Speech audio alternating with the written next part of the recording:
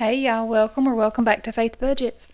On this channel I'll be posting videos about how we use a zero-based budget, sinking funds, cash stuffing, and savings challenges to pay off debt and save at the same time. If that's content that you're interested in, then please keep watching and definitely hit that subscribe button and join us on this journey to financial freedom.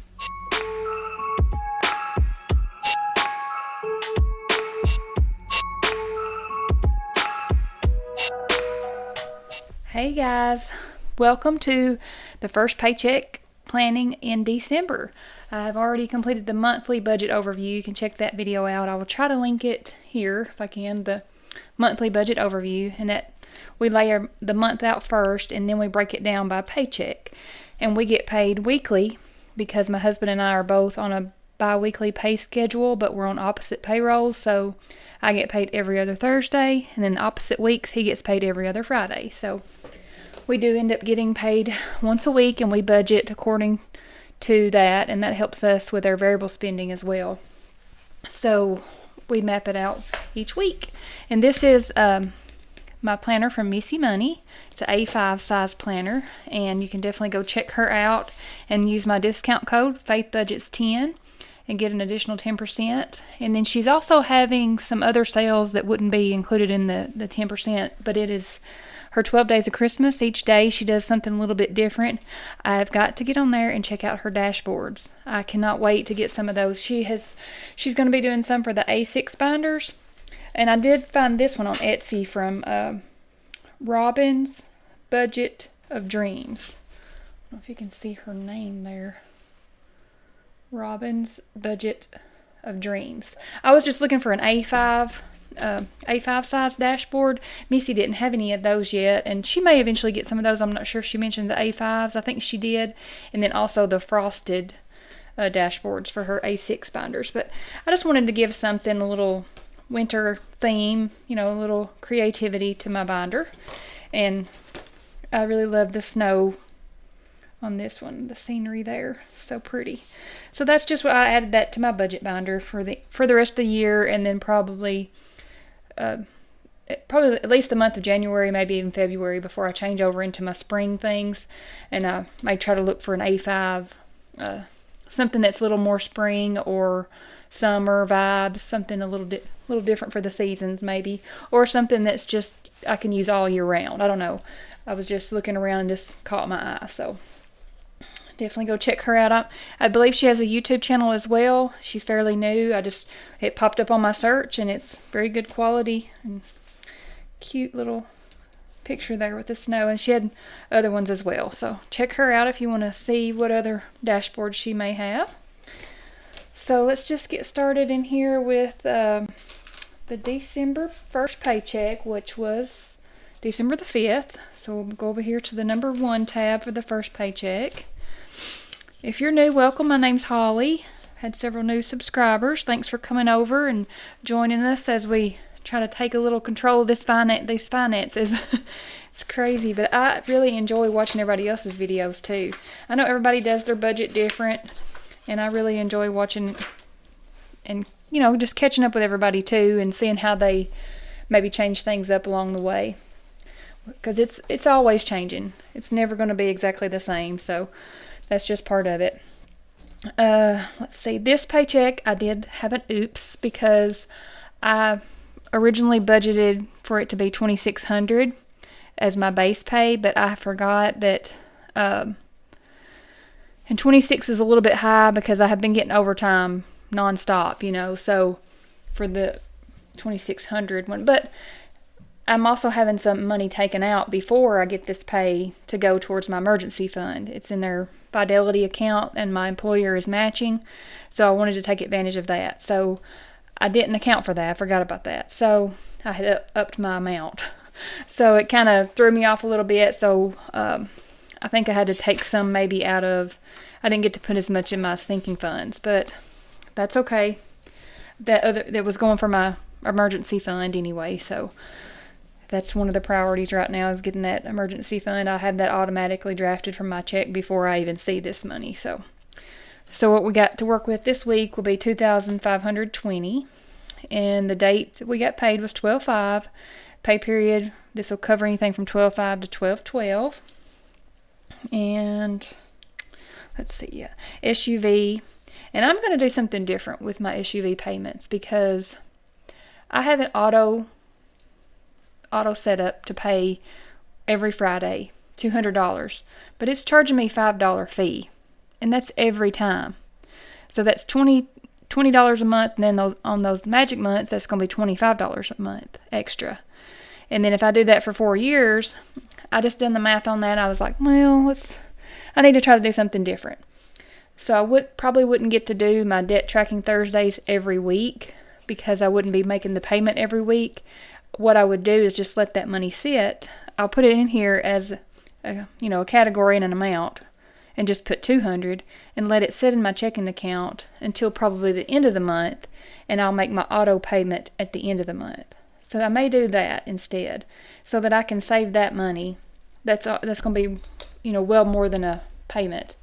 So I was thinking about that the other day. So I may change that. I'm going to finish out December like it is. I already get my budget set up, but in January I think that is one of the changes I'm going to make, to do one payment a month on the SUV. So what I would do is probably just do one debt tracking Thursday a month. And then I would also do that on the same day that I could do my mortgage update. So just once a month instead of debt tracking Thursday. I don't know what I would change it to. It's always been called debt tracking Thursday. I may just say debt tracking or monthly debt tracking or something like that. I may change the name a little. I don't know. What do you guys think? Should I change the name of it or just leave it debt tracking Thursday? I just like doing it on Thursday because that gave me time to let that hit the bank, hit the account, and I knew how much was off the payment. So I would make the payments on Fridays. Then that following Thursday, I would have the video ready. So I don't know. But I want to save that money that I'm going to be paying on the SUV because we owe roughly $47,000 on it. So that's going to be a little while. So I want to try to save those $5 if I can. It's crazy that they charge a $5 fee for each auto payment. It's crazy because nobody's doing anything. They're just taking my money out of my account. And it's making sure my payment's on time too, so they're not having to have a late payment or anything. So anyway, I'll be changing that in January, hopefully. And then the mortgage is $847. That's half. I do the other half probably in paycheck number 3.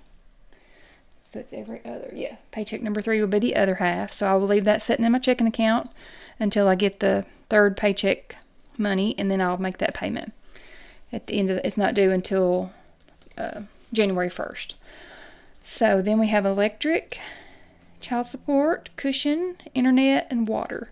And I do a cushion, just a $25 cushion. Sometimes it's $20. I might just do $10 sometimes, just depending on what comes out that week. But I do try to do it around $25 if I can. That's the max usually, to leave that in there for anything like a buffer for my checking account, to allow for maybe the bills that came in a little more than expected, like electric, and then water sometimes might go over, or if we had to swap the card for some reason.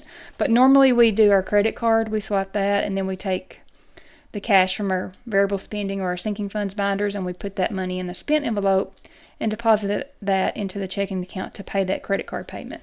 I do pay our credit card payment twice a month, on the 15th and around the 30th, just so that I get in the habit of doing that and I never pay interest. Never again. Because I did go down that road years ago, and just charging for everything and just saying, oh, I'll pay it when I get paid, or I'll pay it by the end of the month, and then that's how you get in debt. That's how we got in consumer debt. It was crazy. So I definitely do not want to ever do that again. Try to get that. I want to take advantage of the points, the point system, rewards that we get to use with the Chase credit cards, and use that for our travel and discounts on our use the points for hotel stays. So then that's the total there for all the money that I'm leaving in the bank. I'm going to have to take my glasses off. I'm getting to the point now where I can see better without my glasses up close. I just need my glasses to see far away. I've got eye doctor's appointment in January, so I'm hoping that I guess I'm ready for bifocals. I don't know. The last time he told me that it was just however long I wanted to, lift my glasses up and down and play that game. Just depending on how bad it got, he said. So I think I'm ready to get the bifocals. He said we try to hold off as long as you can, before you do get the bifocals. So 1,588 is the total for the bills, per se, like the money that's going to be left in the checking account. And then for the wallet, this will be for the variable spending. These are all the cash envelopes that I leave in my wallet. Well, minus the hubby. That's just his altogether. I did go up in the groceries $2.80 instead of $2.60. And then I went ahead and done all the denominations that I want for each category. And then gas is $1.60. I did go down in gas, so we are doing better since for one, we're not having to mow the yard and run the tractor and different things like that too. So it could possibly go down a little bit more, but I do like to have that extra because we are traveling now for some ball games. And then if I do have extra, I just use that for my savings challenges. So I'm putting it to good use by this system that I'm doing now, because any money at the end of each week, I unstuff my wallet to see what I have left. And I can choose to roll it over. Say if I know we got 2 away games that week, I can roll that cash over for the gas money. Or if we don't have any games, or if we've got a home game, then I might choose to use that money in my savings challenges. Or I can put it, in any of the savings that I wanted to do, or roll it over into something else if the kids' activities needs a little more. Sometimes I've been putting, anything in there that was extra, a few dollars, one of the, say the groceries I hadn't had groceries left, eating out, say if I had $2 or $3 left, I might throw that over in the kids' activities, because that'll get us a bag of popcorn or candy bar at the ball game. So that just kind of helps add to that a little bit, because we are using that every week, the kids' activities. I think it's getting down to just a few dollars now. Okay, so where was I?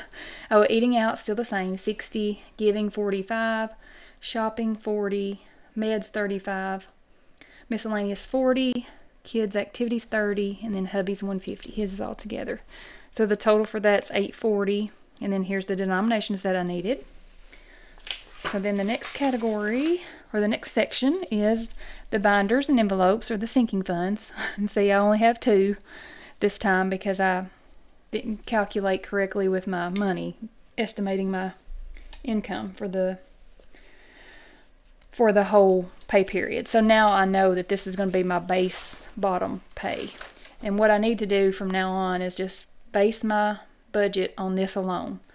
Not expect anything as far as overtime, because I am bad about looking ahead and saying, well, I know I can work, I'll have at least 4 hours overtime, or I'll have at least 8, and I will try to go ahead and put that in my budget. But I need to stop doing that, and then then I will know everything that was beyond this would be overtime, and it would go to the sinking funds and savings challenges. So that's my goal for January, my New Year's goal, to do better with doing our budget on the bottom dollar that we spent, that will be paid.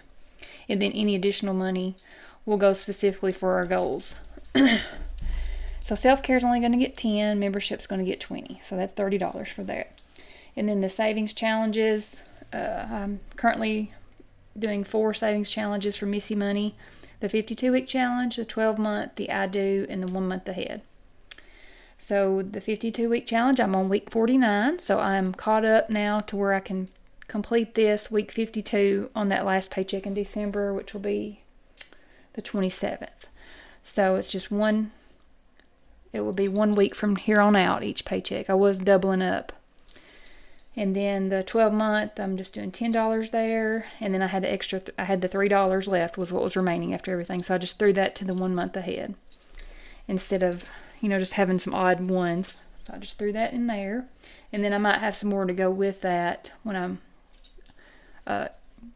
unstuffing my wallet for the week before I do the cash stuffing for this portion. So here's the cash planning summary, the total bills quantities there, and the cash subtotals. And then here's the grand total to withdraw. And I did put that on this cash planning teller slip from Missy Money. Oh, I did my nails in red for Christmas, guys. I really like the red. I didn't realize how much I'd missed it. So I will get tired of it before the end of the season, but I don't know, I kind of like the red every now and then. So we'll take this to the bank, get the cash out to come back and do our cash stuffing. So we'll set that over there. Let's do our summary.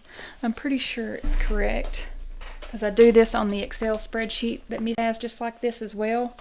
But I do like to double check, just in case I have miscalculated something. So here we have the net pay. The total pay for this period is $25.20. And then we left in the bank $15.88. And then the total cash withdrawn is $9.32. So let's make sure this is a zero-based budget. So we have the $25.20 minus the $15.88 that was in the bank, and then minus the $9.32 that we're taking out in cash. So yes, zero-based budget. And see, these three categories here will be all my cash categories. So that's what I'll have that money for, and I'll come back and do the cash stuffing next. Get ready for the week. All right, guys. I think that is it for the first paycheck in December. Paycheck breakdown and cash planning. All right. So the next one will be our cash stuffing and savings challenges video. So I hope everybody's had a great weekend.